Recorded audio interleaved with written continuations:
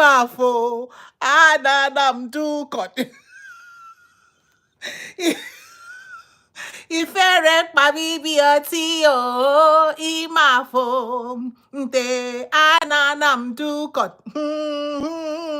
I'm in love, love, love, love, love. Oh, I'm in love. Yes, I am. I'm in love. Are you in love? Gather here for biblical romance.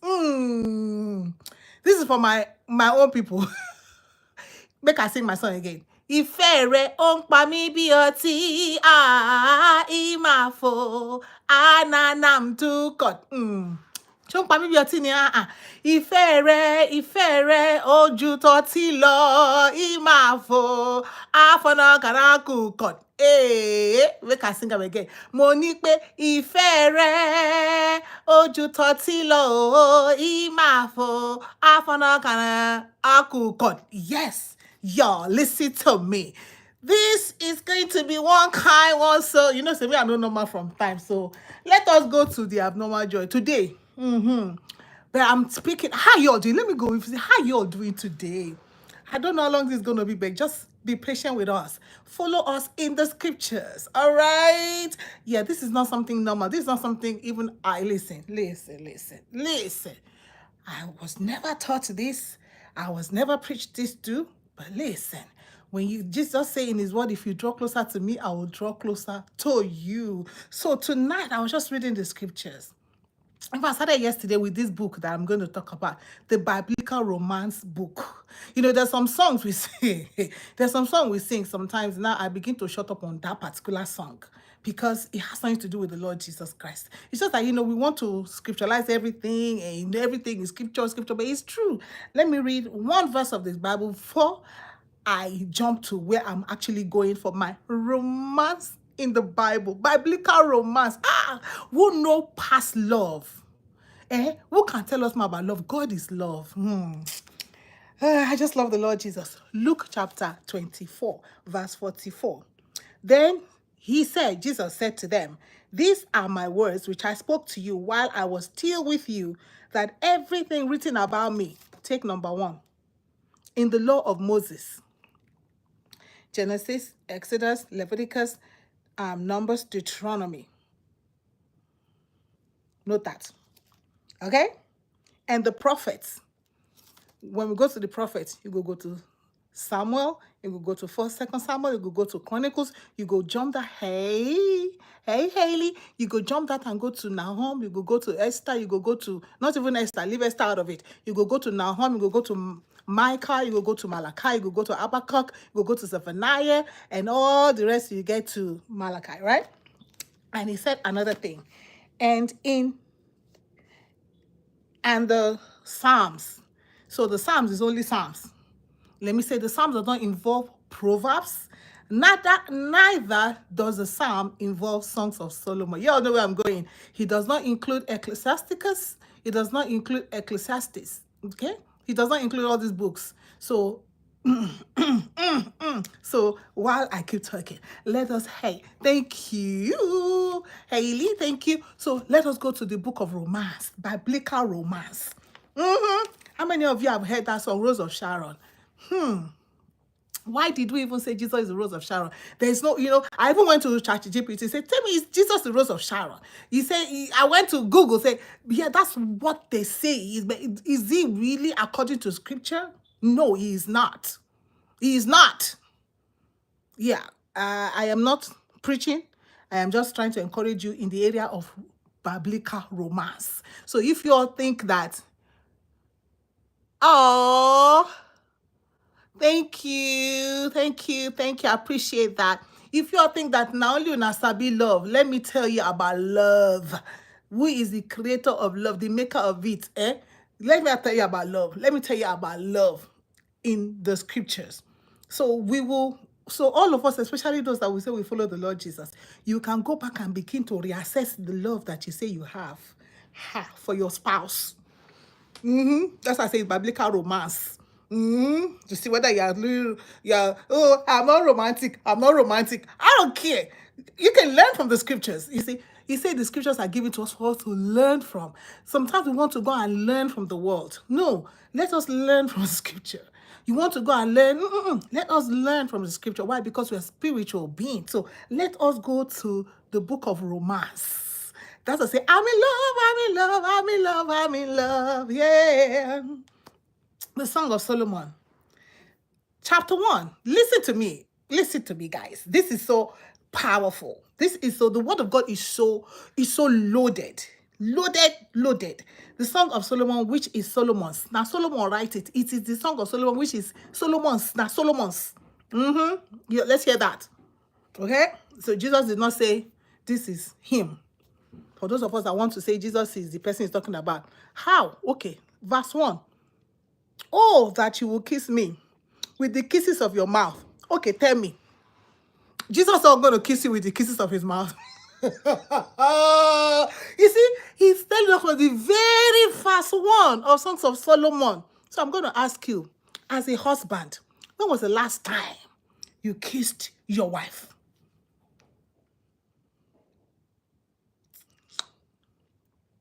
The Songs of Solomon has four main characters. The Shunammite woman, the maiden, the daughters of Jerusalem, King Solomon. You see King Solomon appear in chapter 3, verse 11. And then the young man, the lover boy. Hey, hi, Haley. I say hi. You're back. Thank you for coming back. So when you have there's a movie or there's a play, this actually can be acted as a movie and as a play. I don't know why they have not acted this one. They will not act this one. It's the foolish, raw, stupid things that they will act. This is real, pure love between the Shunammite girl and a lover and King Solomon that wanted to snatch, oh my God, that wanted to snatch her from the poor farm boy. All right? From the poor farm boy. I know what I'm talking about. Some people who are wealthy will try to use their wealth. And we've seen that. So there's this girl you're chasing. And boom, somebody just come from the Osa with money, with dollar. And by the time you know it, you don't collect your girl. By the time you know it. The main characters in the Song of Solomon, let me say it again. The Shulamite woman, or maiden, or girl, young girl, okay? King Solomon, the rich guy. Just think about your society, the rich guy. This is real life. Hey, Mr. Boateng, fine boy. Hey, this is real life. So you have the rich guy that tries to oppress the poor guy or the farmer boy to snatch away. You remember, let's go back to King Solomon. King David. What did David do? After David did what he did with Bathsheba, I'm going to come back to Songs of Solomon. Because guess what? Who became Solomon? Solomon and David became. See? Y'all see that? And the prophet came to him, Nathan, and said, King David, this is something that is wicked that has happened. This poor man had only one lamp. Are you all getting the gist now? This poor man had only one lamp. And this rich man had plenty lamp. You remember Solomon had how many? 300, 700, not enough. That's what I said. 300, so not enough. So he had to go for this Shulamite woman. And so he left one lamp. He left all his lamp and went and collected the lamp of the poor man. So we see that exactly in the Songs of Solomon. So my question for you, let us learn from it. Oh, that you will kiss me with the kisses of your mouth. Sometimes husbands don't even understand and don't know that their wives are craving them to kiss. The husband will not kiss the wife, but they will kiss side cheek. When the wife wants to kiss them, they don't want to kiss the wife. Okay. So for example, just say my wife, she doesn't brush her teeth well. Her teeth, her mouth is stink. Okay, why don't you buy the toothpaste? Why don't you take her to the dentist? Why don't you tell her so she can get everything okay? Because whether you like it or not, this says, oh, that you will kiss me. She is longing for the lover boy to kiss her. She is longing for the loved, our beloved. She calls him our beloved. He calls her our beloved too. To kiss her. He said, for your love is better than wine. You know, we carry that song and say, oh, your loving kindness is better than wine. She's saying concerning, so this is for husband and wife. When did you ever tell your husband, like, Omo, your love, they shock me, oh. Loving you, they shock me, man. He's better than wine.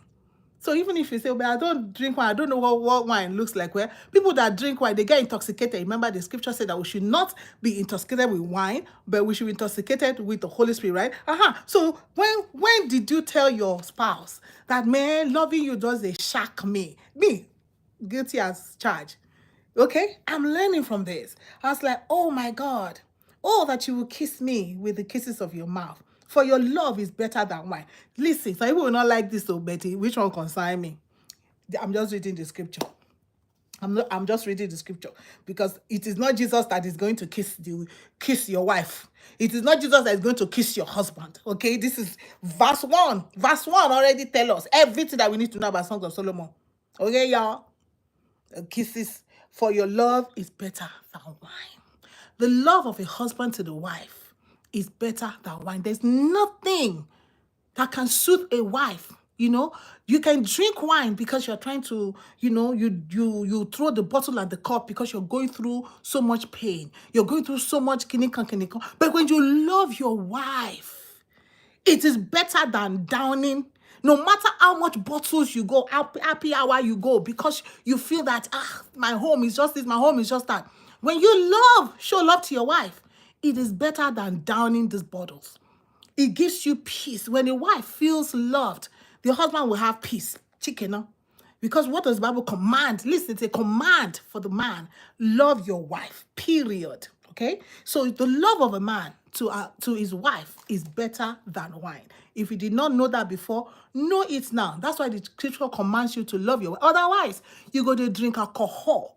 You see, that's why you wonder why every day you drink alcohol, but the thing is still there. It's not going away. The depression is still there. The anxiety is still there. The thought, the wicked thought that you have, your resentment and whatever you have for your wife is still there. After you finish drinking, come back to the house. You're still you. Nothing happened. Nothing happened. Nothing happened. Nothing happened. The word of God is so sweet. So this one, make another follow me. Open your Bible. Remember I said verse 1. Oh, that you will kiss me. The wife is saying, the lover girl, the Shulamite woman, he said to the lover boy, oh, that you will kiss me. Kiss your wife. Kiss your wife. You won't be kissing everybody outside, and then you go and kiss your wife. He says, now he's still talking. He said, your anointing oils are fragrant. Your name is all poured out. All this one, you can't sing for Jesus. I'm sorry for all of us. I don't sing that before, but I ain't singing those. I don't sing. I don't. Go. Your anointing oils are fragrant. Remember, let me tell you another story. When they got Esther and the other girls together, they used anointing oil 6 months. 6 months, myrrh and frankincense, different kinds of oil. There's fragrance that comes into it. Nowadays, what are we doing? What is this oil everybody's crazy about now? What is this oil called? Not perfume oil. I think in Nigeria is perfume oil. But there's this oil now. Everybody is saint oil, whatever. That is it. Okay? So Esther, 6 months. Some people tell you, oh, be like an Esther. I say, hold up. Before you want Esther to be like an Esther, do you know the process that Esther went through? On the king's account, on the king's checkbook, 6 months, they used perfume to perfume Esther. Esther did not buy one perfume. He came from the king's coffers, from the king's money. You want your wife to look good. Have you spent 6 months of perfuming her with different kinds of oil, so that she can send for you? You say your love is better than wine. Your anointing oils, not anointing oil. For those of us that want to begin to think is a lay hand on me, pour oil. You say your anointing oils. What is the name of this oil now?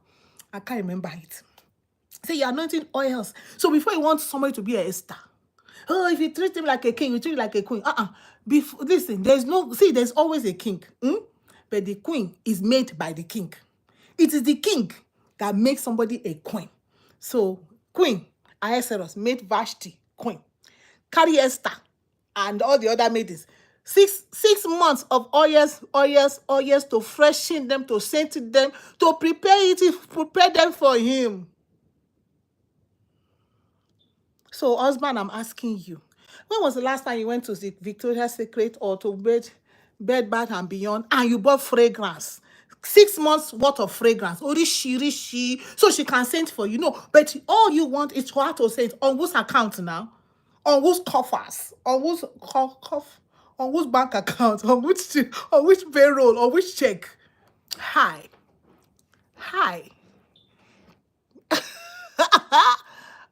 The cool guy. Hey guys, welcome. On whose account? So you have to open your paycheck, open your bank account, release your ATM, release your debit account. Let the woman go to Bed Bath and Beyond. Or if you don't want her to go herself, you yourself, you go. Because guess what? So that the anointing oils are fragrance, so that your name, when you should just enter. Hi. Brillo, is that Brillo? So, therefore, your name is all poured out. So even your name, let's look at that. This is the lover girl. So lover boy, lover girl, lover boy. Shilamatuman, lover boy, Solomon, right? So we're still talking about the lover girl and the lover boy because that's how it opens. And so here is the lover girl saying, your name is all poured out. Therefore, the maidens love you. What kind of character do you have, husband? What kind of character? You say your name is oil, poured out, so the maidens love you. What kind of character do you have as a husband? Are you the one that is always jumping from one person to the other, So women begin to take their daughters away from you. They begin to warn their friends, well, stay away from that man, no. Stay from that man. No, you have baby here, you have baby there, you have baby here, baby there, you become baby daddy, you become baby factory. What is your name? What kind of name do you have? As a husband, what kind of name do you have? Narcissist? Tiger? What name you have? Monkey? What name you have? Lion? What name you have? What name do you have? What name do you have? Here the maiden is saying, somebody is saying here, wow, okay. Yes, this is scripture, biblical romance. Now here he said, draw me after you. Let us make haste. The king has brought me into his chambers. So now you see King Solomon come in the equation. The rich man, the rich guy has come in. He has taken me. In those days, they used to take maidens forcefully. What do you think happened to Bathsheba? When the king sent for you, you have to show up now. How can King David say, go and bring Bathsheba and go and fetch her. Go and bring Gani. David did not go to Bathsheba, y'all. Okay, so that's how they reach out. In my place, ọba gbẹ́sẹ̀lé, tọ́ba bá gbẹ́sẹ̀lé ìyàwó níyàwó ti gbẹ́sẹ̀lé náà nìyẹn. We mean the king. I'm back again. Oh, I don't know why it keeps making you leave. Okay, so the king in those days, I don't know if it's still happening now. The king will see somebody's wife, somebody's maid, somebody's daughter, will just decide, you know what? Bring that to my palace. And that's it. End of story. The father cannot say anything. The husband cannot say anything. So that's how he was with Bathsheba. David said, go and bring her. So here we see the king bringing Solomon into the picture. Remember we said the main characters in Songs of Solomon is the Shulamite woman. I need to keep going back there. The lover boy. The lover boy, King Solomon. And then the daughters of Jerusalem. 4. And so he says, the king. He said, draw me after you. Don't let the king take me. Let us make haste. The king has brought me into his chambers. We will exalt and rejoice in you, lover boy. We will exalt your love more than wine. Rightly do they love you. Talking about the lover boy. This guy is, remember David, when David was young, beloved David. People loved David. David has slain his thousands. Saul has slain his thousands, right? David is 10,000s. Did David really slay 10,000? We know he did not. We just say, the women just loved David. Young and Rudy. So they just loved David. David was beloved. So here we see the young, lover boy, the fresh farmer boy. Okay? And here, I am very dark, verse 5. I'm very dark but comely, O daughters of Jerusalem. So we see another main character, like the tents of Kedar, like the curtains of Solomon. Do not gaze at me because I am swarthy, meaning sweaty. Because the sun has scorched me, meaning dark colored. He's out in the field.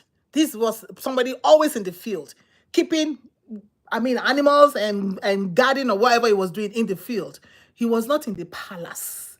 He was not in air condition. He was not privileged to all the wealth of Solomon. So he was out in the field. And so also, my mother's son were angry with me. They made me keeper of the vineyards, but my own vineyard I have not kept. Tell me, you whom my soul loves, where you pasture your flock, where you make it lie down at noon. For why should I be like one wanders beside the flocks of your companions? If you do not know, O fairest among women, now here comes the lover boy responding. Follow in the tracks of the flock and pasture your kids beside the shepherd's tent. He's giving her pointers. She's asking, where are you? King Solomon have carried me. Oh, how am I going to find you? Where? Make haste now. Come and rescue me. Where am I going to find you? He said, don't worry. Let me tell you how you're going to find me.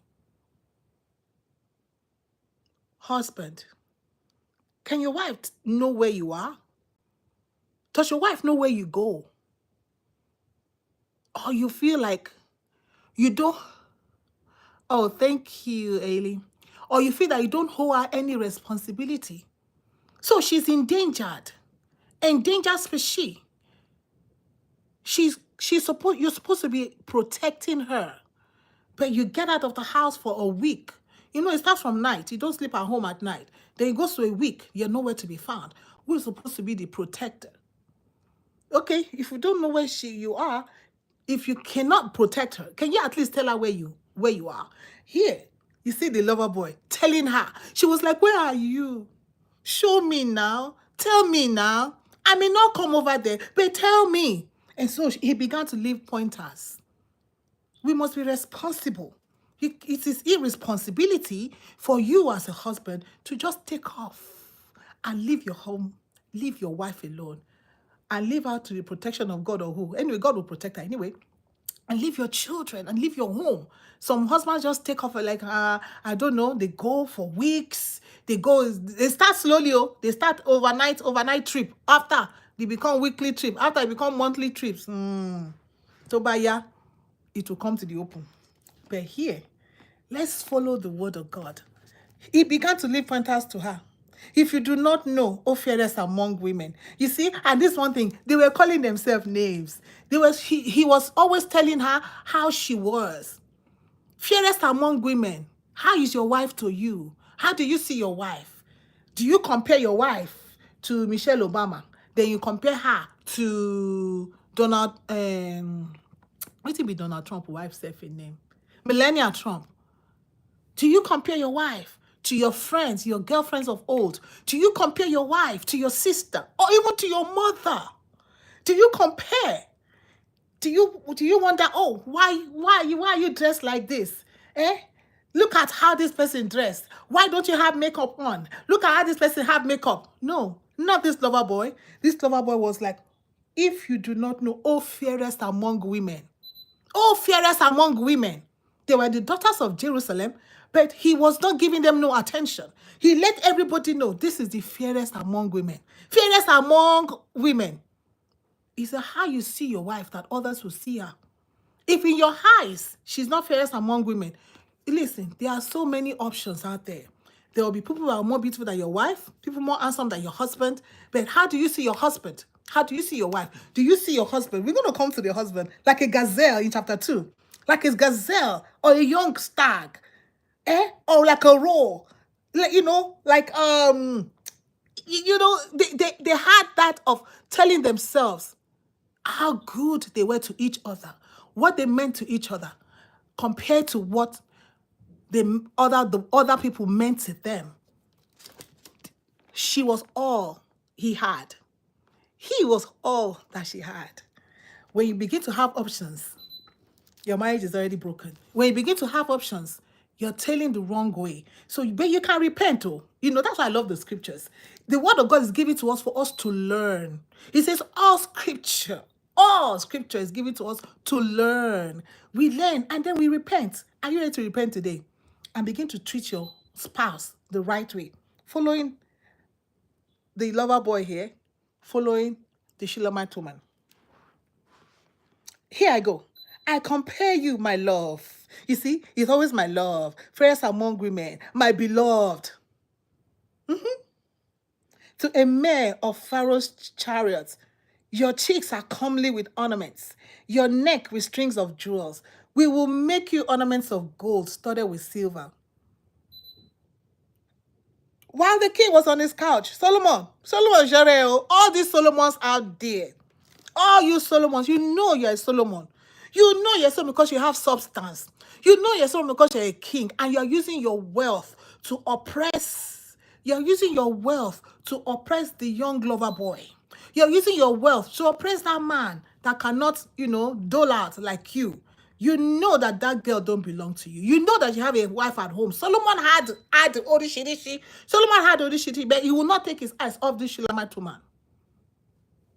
That's one that left all he had and went for the one lamp.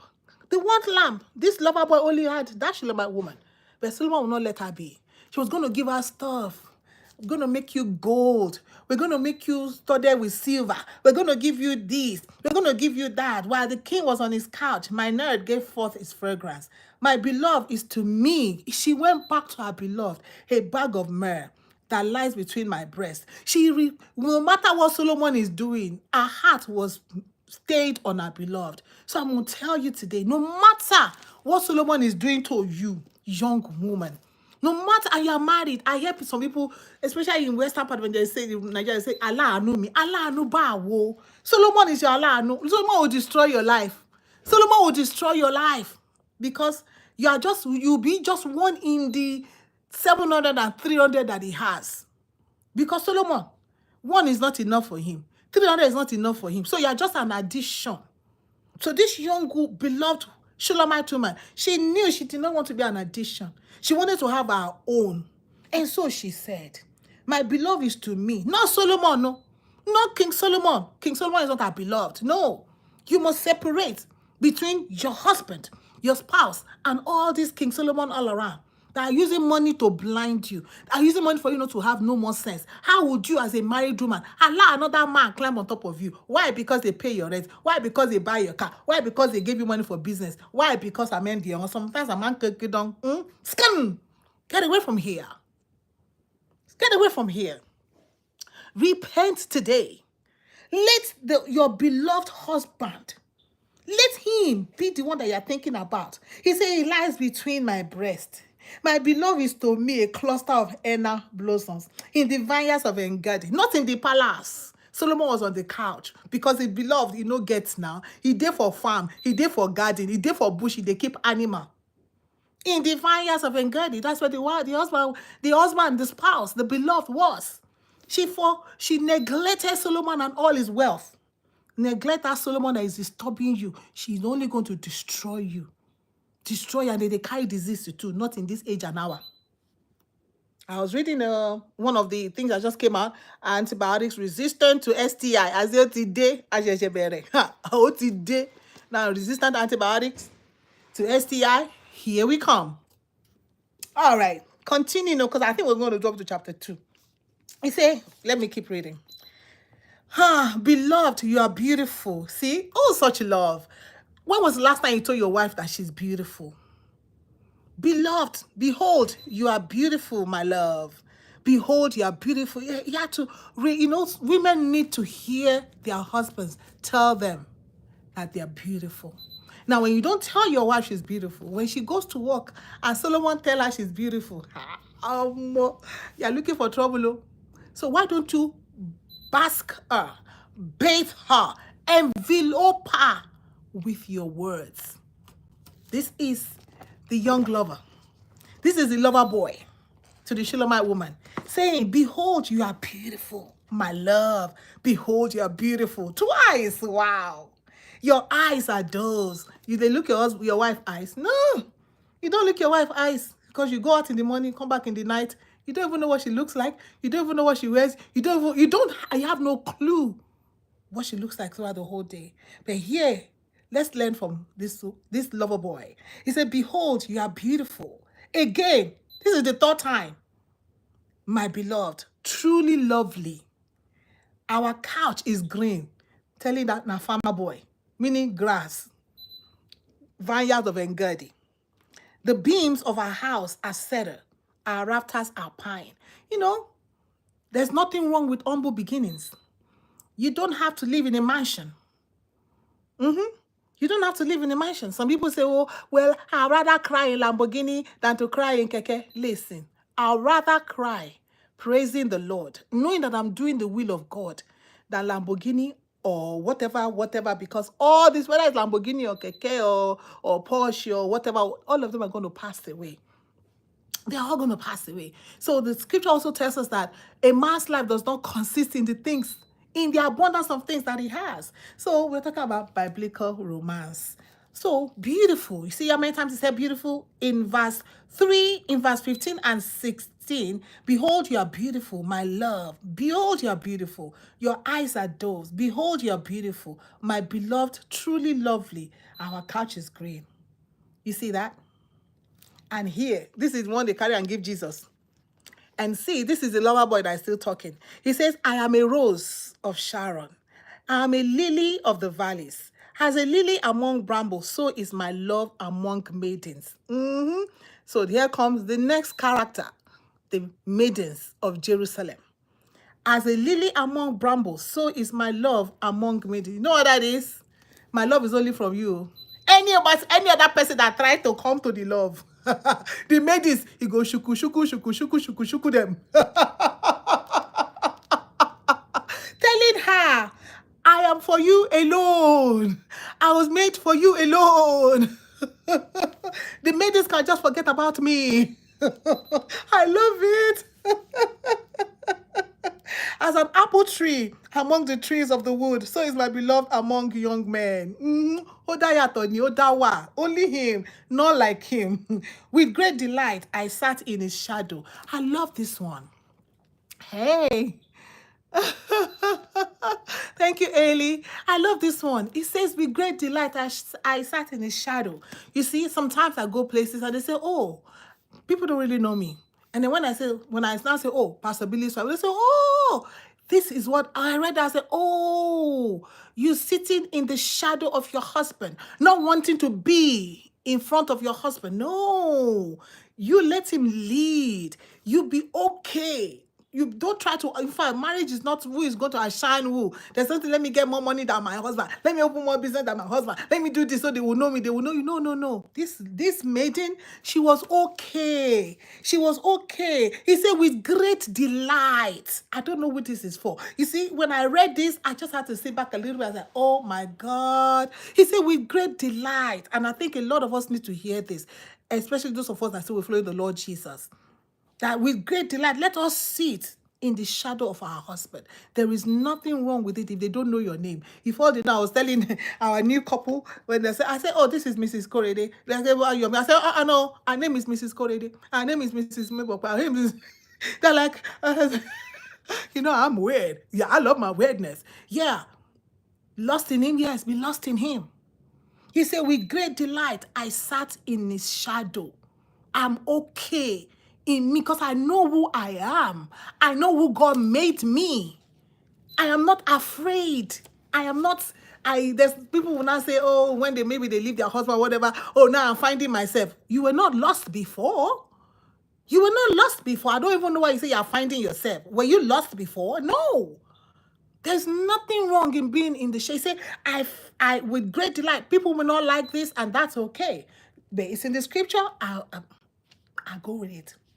I go with it. I have decided to follow Jesus. God touched my heart to follow him. It is too late. I'm not turning back.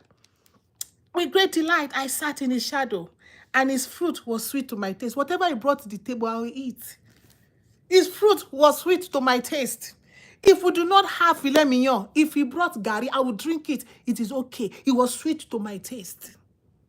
There is no need trying to rub shoulder with your husband. Oh, I'm encouraging somebody here. Because you're just going to be stressed. You're going to have high blood pressure. You're going to buy. The man will just step and marry somebody else. Lori, what do you call that thing? Lori, whatever. I don't know, whatever that. I can't remember that song. But that's what it is. He said it's fruit. He said his fruit was sweet to my taste. If na gari I drink, if na bread I chop, whatever, if na bread and water I drink, been there, done that. I'm not chasing. I don't need to chase no money. Whatever, I am satisfied. There's something about contentment, being content with where your husband is. And don't try to drive the man over the bar. And don't try to even drive your own self over the bar. Because you are trying to meet up and you're trying to maintain. Just be content with life. Knowing that this life is going to pass away. Knowing that everything that we are seeing, after you gather all the money, Shebi Pope don't die. How much did he take with him? Buhari don't die. How much did he, with all the money that they stole, with all the money that they kept everywhere? Some places, they don't even know the money they kept. There's some countries now, they'll be happy that once they did not declare their account, Nigerians don't know about it. Oh, yeah, that is life, man. His fruit was sweet to my taste. He brought me to the banqueting house, and his banner over me was love. What did God tell the husband to do? And they will sing this song. His banner over me. His banner over me. Say that Jesus go love your wife. I heard a man of God say, God told him, I told you I will build my own church. You go home and love your wife. Don't build my church. Because that's the problem. Especially pastors. We forget that you are married. Okay? You try to build the church. When Jesus said he'll build the church. And then who will love your wife? Then they begin to say, hey, my wife's having an affair with the member of the church, with the deacon of the church, with the choir leader of the church, with the pastor of the church, with the somebody at our job, with the because you refuse to love your wife. You decide to love the church. You decide to love the church.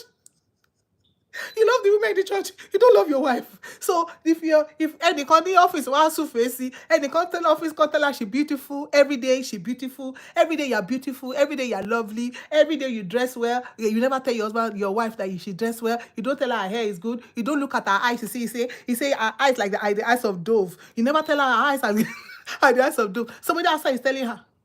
Then you come and complain that your wife, Jade, because she didn't Jade. I'm not saying Kojadi, but Jesus is Lord. But he says, his banner over me was love.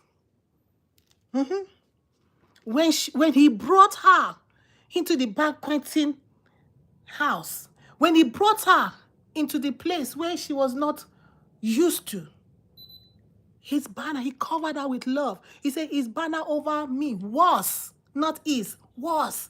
When that happened, when you take your wife somewhere, somewhere we say, if I take my wife to this place, she doesn't even know how to kinikon. She doesn't even meet up to the standard kinikon. His banner over her at the banqueting house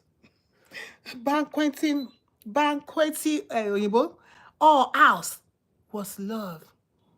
So that even if every other person was looking at her one kind, how are you looking at her? Are you looking at her with love and admiration? Recently we went to eat, and then I was sitting by one of my little children, and he picked this. The way he took the color, I said, okay, let's do it. So watch me. Because we're in the public. I said, watch me. Because I didn't want him to feel like left out of place. Watch me, do what I do, and then you'll be fine. Do what I do and you'll be fine. So when you take her to a place where she's not used to, how do you treat her? How do you let other people treat her? Do people begin to laugh and then you join them and laugh? Or do you protect her? She testified that what he did was love. Jesus said what to the husband? Husband, love your wife. Jesus is not going to love your wife for you. Jesus will love his creation. Jesus will love those that come to him. Jesus will love those that obey his commandments. Jesus will love those that follow him. Yes. So if your wife is following the Lord Jesus, Jesus will love her. But also you as a husband, you have a commandment to love your wife. Don't let your wife feel strange in an environment where she's not used to going to. Don't abandon her to wolves. That's not good testimony. Anyway, continuing. And his banner over me was love in that strange place. Sustain me with raisins, refresh me with apples, for I am sick with love. See, this is what he did to her. He brought her to the place where she was just overwhelmed with the love that he was giving to her. Yeah, this is a little long today because we'll stop at chapter 2. And you can also go back and read this. I'm sure with this background, you can read this and see how you can adjust your love life, your romance life. There's something like I'm not romantic. You can do it. You can do it. So, I mean, sustain me with raisins. What raisins? You see, small things. How much is raisin? How much is apple? He's not saying sustain me with filet mignon. No, leave filet mignon alone. It's the simple things of life. Oh, I don't need a rock that breaks the bank. That's not what she was talking about here. She's talking about simple things of life, raisins and apples. For I am sick with love. Simple things of life. Sometimes husbands don't know that wives just need the simple things of life. Don't go and break your bank and say you want to buy a car. She may not really even want that kind of car that you're trying to buy for her. You just don't know. So you need to realize that women, sometimes all they need is just simple things of life. They say, oh, thank you for the meal. Oh, you look so beautiful today. Even if she doesn't look beautiful. To you, she's not beautiful, right? Then she may not be beautiful to you, but somebody else will tell her she's beautiful. Then she should look at herself as like, how come my husband don't think I'm beautiful? And somebody outside feels that I'm beautiful. He just throws her in a place of contradiction. If she doesn't know herself very well, that can really damage her. Sometimes men don't really know. But now you can learn. Yeah. And we're all learning. And so we do what? We repent. Oh, that his left hand were under my head. This is a wish for husbands that have abandoned their wives. Husband, don't sleep with their wives no more. Yeah. I've had issues. I've had cases like that. I was just listening to one where the husband has not had any intimacy with the wife for about 16 years. I said, that's crazy. But here, this is the cry of the Shulamite woman.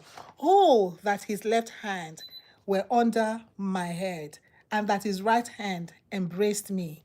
I adjure you, O daughters of Joseph, ever call me by the gazelles or the hinds of the field, that you stir not up nor awaken love until it pleases. And on and on and on and on and go. And it's just a lovely romantic book. Please, husband and wife, it will be good though if husband and wife can actually sit and study these Songs of Solomon together and see how you can adjust your life and see how you can adjust your communication with one another. And he was looking for a spark. Let the spark. This is spark. Fire of God, fire of God. This is fire of God right here. Nothing like, okay, that his left hand were under my head. So I will ask you, husband, where has your left hand been? I will ask you, and that his right hand embraced me. When was the last time your right hand embraced your wife? Huh? Let no husband come and tell me, how about the wife? Listen, everybody have your own that you're talking about. This is the wife's cry. Okay? This is the woman's cry. Sometimes little things, little raisins, little apples. Raisin is $1.25.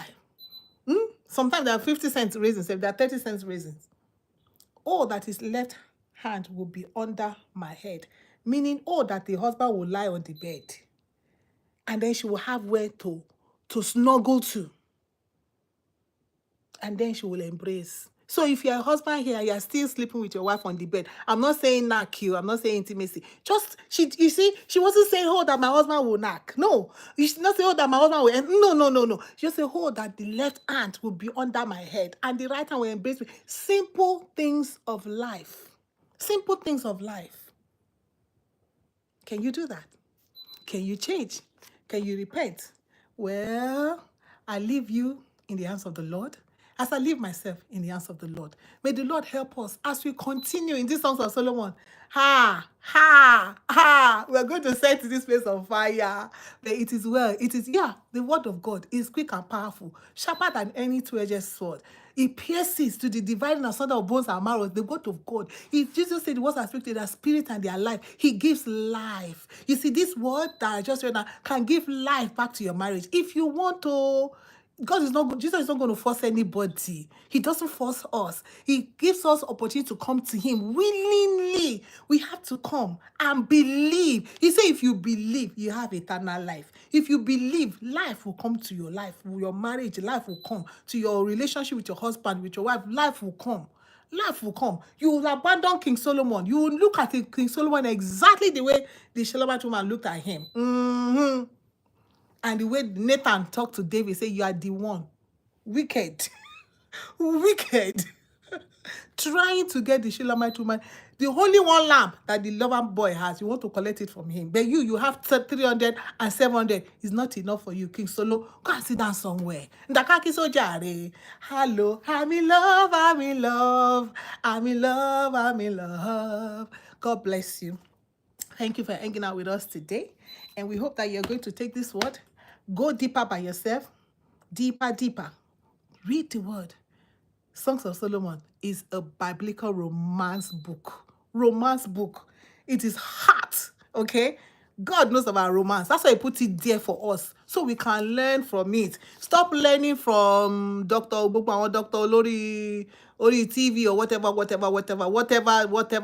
They will tell you to leave the person. If you're not happy, just leave. If you're not happy, go and find yourself. She wasn't finding herself here. Go and find yourself. Like you are lost. You're not lost. You just need to follow the word of God. We're not lost. Just that we don't want to follow the word of God. Sometimes it ain't easy, but with the grace, with God told Paul, say, my grace is sufficient unto you. You can ask for grace. Grace to walk. Do your part. Husband, love your wife. Woman, we're going to come to the woman part. But right now, it's still loving my beautiful, my love, my gazelle, my gugwe, my bogwe, my bogwe. You talk about they say, my beloved is like a gazelle, a young stag. Behold, there he stands behind our wall. They have a place where they always meet. Do you have a place where your wife always meets? I said we're going to stop, right? Let us stop. God bless you.